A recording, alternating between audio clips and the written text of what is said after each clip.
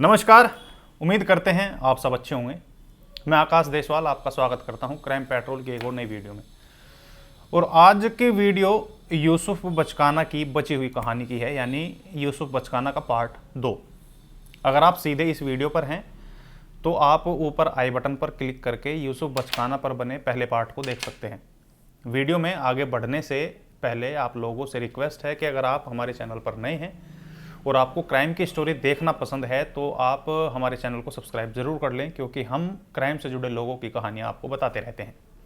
चलिए वीडियो की शुरुआत करते हैं।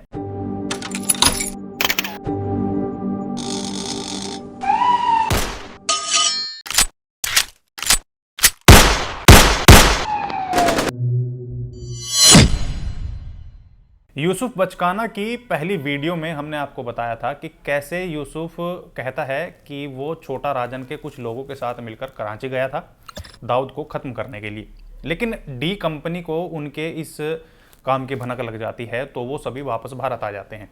अब भारत आते ही वो उस आदमी की तलाश शुरू करते हैं जिसने डी कंपनी को उनके मास्टर प्लान के बारे में जानकारी दी थी। अब ये ऑपरेशन तो असफल हो गया था। इसके बाद 1998 में यूसुफ और कुछ लोग नेपाल गए। मिली लीड के अनुसार अब वो लीड थी कि डी कंपनी को नेपाल के सांसद दिलसाद मिर्जा बेग ने उनके ऑपरेशन की जानकारी दी थी।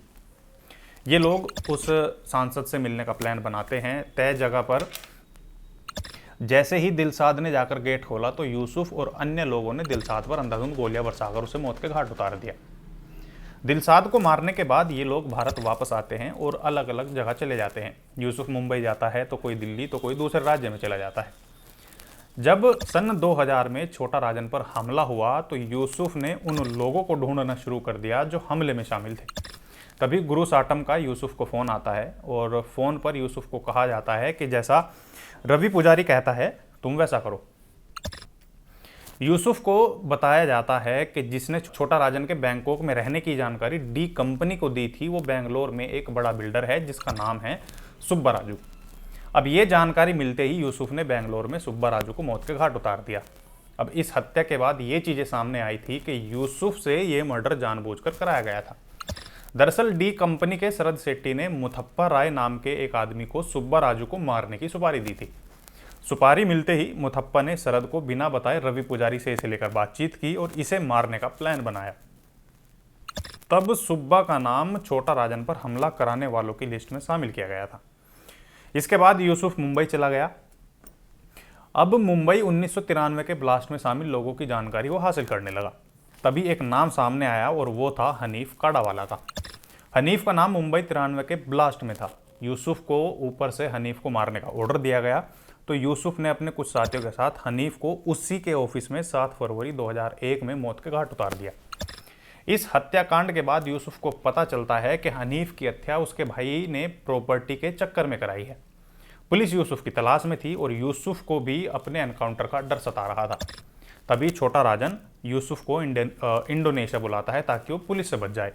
अब जैसे ही यूसुफ इंडोनेशिया निकलने के लिए दिल्ली एयरपोर्ट पर जाता है तो ये बात पुलिस में लीक हो जाती है। अब इसी के चलते एसीपी राजवीर सिंह ने यूसुफ को एयरपोर्ट से ही दबोच लिया। शुरुआत में यूसुफ को दिल्ली तिहाड़ जेल में रखा गया था, जहां उस पर एक मिलिटेंट अटैक भी होता है जिसमें 3 से 4 लोग उसकी बैरक में घुसते हैं और उसकी गला दबाकर हत्या करने की कोशिश करते हैं। वहीं दूसरी तरफ शरद को यह पता लग जाता है कि सुब्बा की सुपारी मुथप्पा ने गुरु साटम और रवि पुजारा को दी थी। तो शरद मुथप्पा पर भड़क गया क्योंकि शरद डी कंपनी का आदमी था और ये काम छोटा राजन के गैंग से कराया गया। अब इसे लेकर शरद और मुथप्पा की जमकर लड़ाई होती है।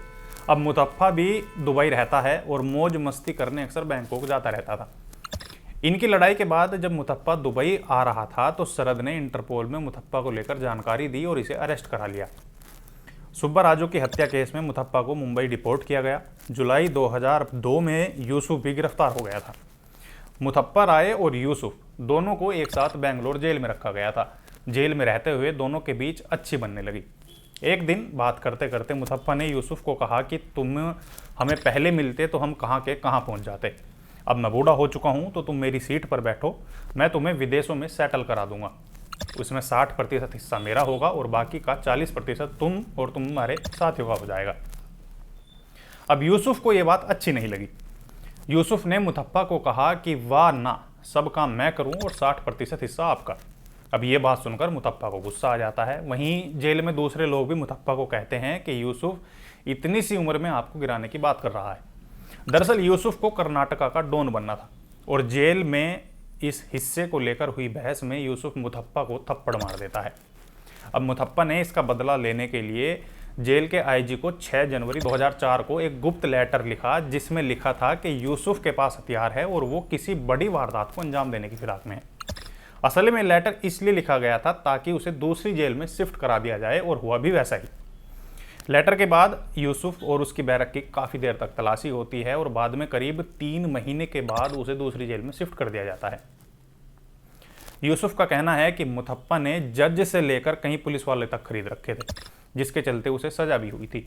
लेकिन कोर्ट में सुनवाई के दौरान यूसुफ ने मुतप्पा को धमकी दी थी कि उसकी उल्टी गिनती शुरू हो चुकी है और वो जेल से बाहर आते ही सबसे पहले उसे मार देगा।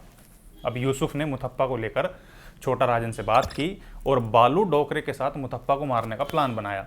यूसुफ को छोटा राजन ने सबसे पहले जेल से बाहर आने की सलाह दी। इस समय Yusuf Mumbai Arthur Road jail में था। यूसुफ का कहना था कि उसे पैसों का लालच नहीं है, वो बस में किराया देकर भी हत्या करने जा सकता है, और जो पैसा छोटा राजन उसे काम के लिए भेजता था वो दया सेट्टी और प्रवेश बीच में खा लेते थे, तो वो इस चीज़ से दूर रहता था। अब ये वो समय था जब जेल में रहते हुए यूसुफ बड़े बिल्डरों को फिरौती के लिए फ़ोन करने लगा था। 2006 में रवि पुजारी के कहने पर यूसुफ ने फिल्म निर्देशक महेश भट्ट के ऊपर 2 बार हमला किया था, लेकिन महेश भट्ट की किस्मत अच्छी थी कि वे दोनों बार बच गए। कहते हैं कि ये हमला फिरौती ना देने की बात पर किया गया था। वहीं दूसरी तरफ कर्नाटका के फेमस एनकाउंटर स्पेशलिस्ट शिवराम ने यूसुफ के भाई अब्दुल को एनकाउंटर में मार गिराया। अब यूसुफ शिवराम से भाई की मौत का बदला लेना चाहता था, तो वहीं सरकार ने शिवराम को सिक्योरिटी दी, क्योंकि वो जानते थे कि इनके ऊपर यूसुफ हमला करा सकता है। फिलहाल की बात करें तो यूसुफ जेल में है और उसे एक राज्य से दूसरे राज्य पेशी पर लेकर जाया जाता है। यूसुफ आज भी कहता है कि उसे कई लोगों से बदला लेना है।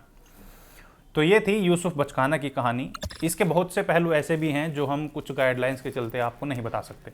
खैर, ये कहानी आपको कैसी लगी हमें कमेंट करके ज़रूर बताएं। साथ ही हमारे चैनल को सब्सक्राइब करना बिल्कुल ना भूलें। अब हमें दीजिए इजाज़त। नमस्कार।